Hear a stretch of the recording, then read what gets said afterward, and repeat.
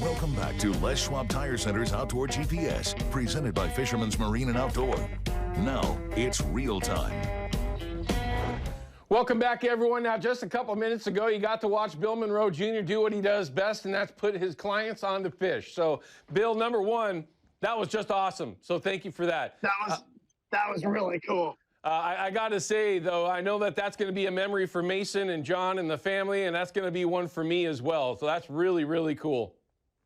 I'm telling you, that's special stuff just to have this kid out here in the first place. But when you get like, you know, a long time, John's known me since I was like 11 years old. Yeah. So that kind of stuff matters. It's just really great. And that's what you can expect everyone, not always, but of course, that's why we go out and go fishing. We do what we do with family and friends to make those kind of memories. Okay, so Brilliant. You got that fish on a 360, a spinner, that we get that part of it out, okay? I want to talk about the regs and what we can expect now. They just recently opened up buoy 10 for the retention of any Chinook going really through the rest of the year.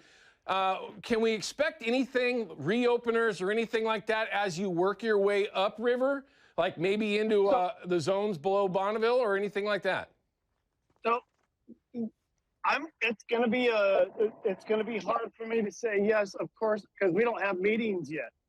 The meetings are forthwith, but I can tell you right now the forecast is a little under, and TAC, the Technical Advisor Committee, is going to meet here in the next 2 days, which will spawn an early compact meeting, and then we're probably going to see some stuff reopening. Now, I can't say what because I don't have my magic 8-ball in front of me, but if I had to bet, I think we're going to get a little bit more time than just the 15th in September. That's what I can hope for. Now, are we prepared to move upriver and go to Hood River or the Klickitat or the Deschutes?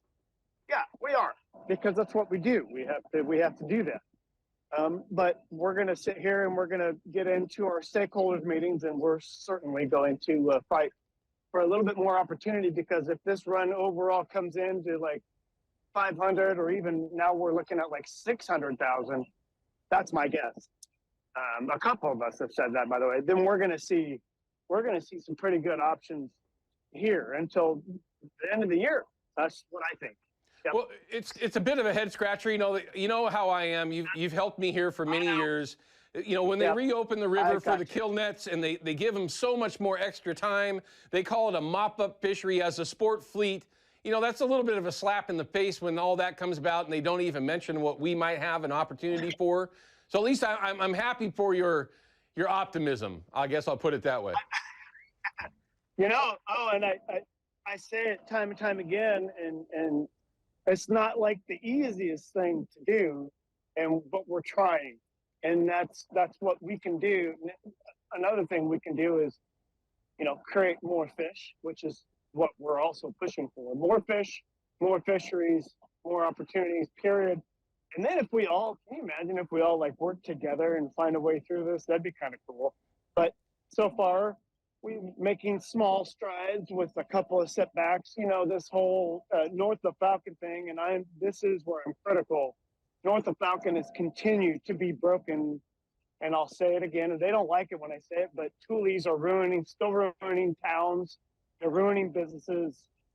They're ruining just about everything, and it's really difficult. So if we get more of those, I guess we can get back on track. But until then, north of Falcon is not going anywhere, and that's what sucks. We have to be able to make north of Falcon work. So having hard closures in Astoria this year from August 21st to 23rd, that was a mess. That sucked. And once that shut down, that whole town, everybody left. And that really, really hurt places like Astoria, Hammond, Warrenton, Chinook, El Waco. El Waco did pretty good. They got charters, but whatever. Yeah, it's a thing.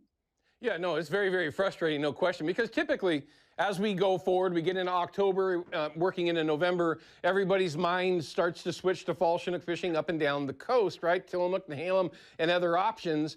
And those are those are really confusing right now for a lot of folks just because of the way that they're setting it all up. And you alluded to that a little bit in that North of Falcon agreement, or whatever, how you define that. But it looks like things are going to be very interesting for those folks that are focused on that as well.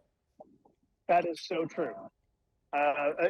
It's just, North Coast estuaries this year are actually hurting just almost like the Columbia and Tules, but now we're going to, the south coastal, south of Falcon fisheries are actually coming into some real detriment. The departments are making some pretty interesting decisions about shutting down North Coast fisheries. We're talking, Tillamook Bay going to 1 and 2, or the Select, all the way down to the Select, all the way down to Brookings. Yeah.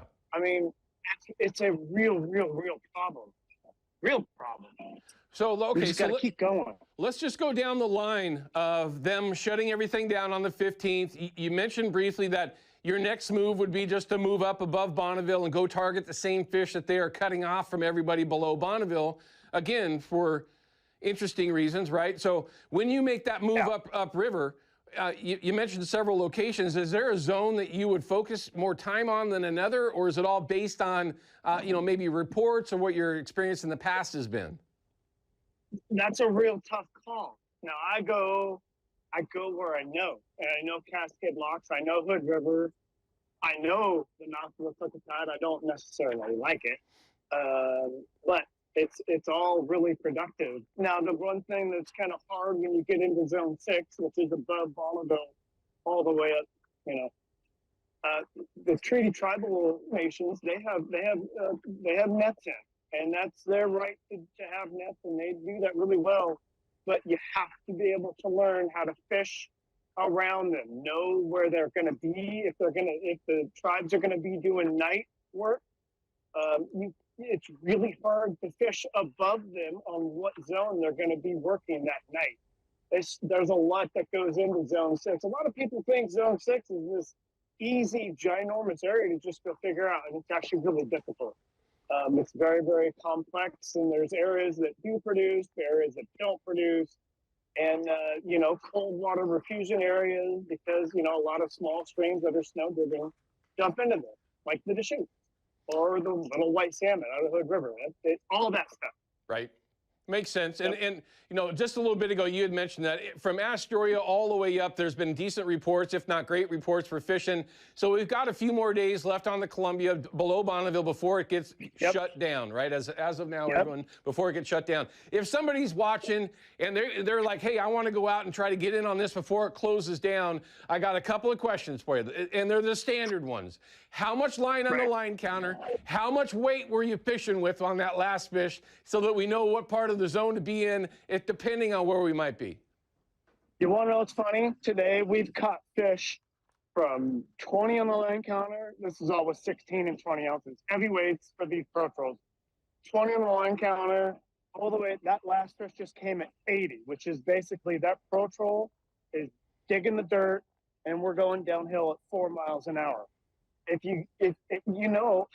the shad rack, even above the shad rack, it's turned into a pro troll fishery for the fall. Yeah. You can go up there if you know what you're doing, get in the dead middle of the river and troll downhill at 8 miles an hour, as long as your line angle is right, and set it to like 20, 30, 40, 50, and you can catch these things. It's very interesting. It really is. It's amazing how some of the things have changed over the last 20 years, 15 years, 10 years, for that matter, 5 years, how things have changed all the way up and down the river. But Bill, listen, man, I appreciate you just talking to some of these topics a little bit for me. I appreciate that. It helps everyone kind of get a good idea of what's going on. And hopefully we can all pay attention, and by the 15th, maybe they'll make a decision to give us a little bit of extra time. I think so, and we're going to fight for it. That's what this is all about. The opportunity and the way that we can manage these fisheries the right way for them to maximize our opportunity is a pretty good thing. And that's what we push. We push it, opportunity. And if it involves commercial fisheries and safe zones actually producing fish, then that means they're working and we can actually figure out main stem fisheries a little bit better. It'd be nice. Yes, it would be, and also help the economies of our states out, and also be a little bit more consistent, and maybe be, a little bit more flexibility with how all this comes together. But Bill, thank you, man. Be safe, and looks like you got to pack everything up and head back to the dock. We got some cleaning up to do, and then we're going to go eat breakfast. It's kind of great. Very good. John, Mason, everyone else, thank you for being patient with us. Congratulations on getting that fish live, everybody. Take care, Bill. Be safe, all right? Take care, man. Thanks, guys. Have a good day. You betcha. All right, everyone, stick with me. We're going to be back in just a couple of minutes. We're going to have your pike minnow reward numbers for those that are chasing those. And in a bit, give you an idea what we got going on for this upcoming weekend, which is a really good one. Again, we'll be right back. Outdoor GPS is brought to you by TERRAFIRMA Foundation Systems. We keep homes safe, dry, and stable. By YAKIMA Bait, steeped in tradition, innovation, and fishing success. And by Procure Bait Center.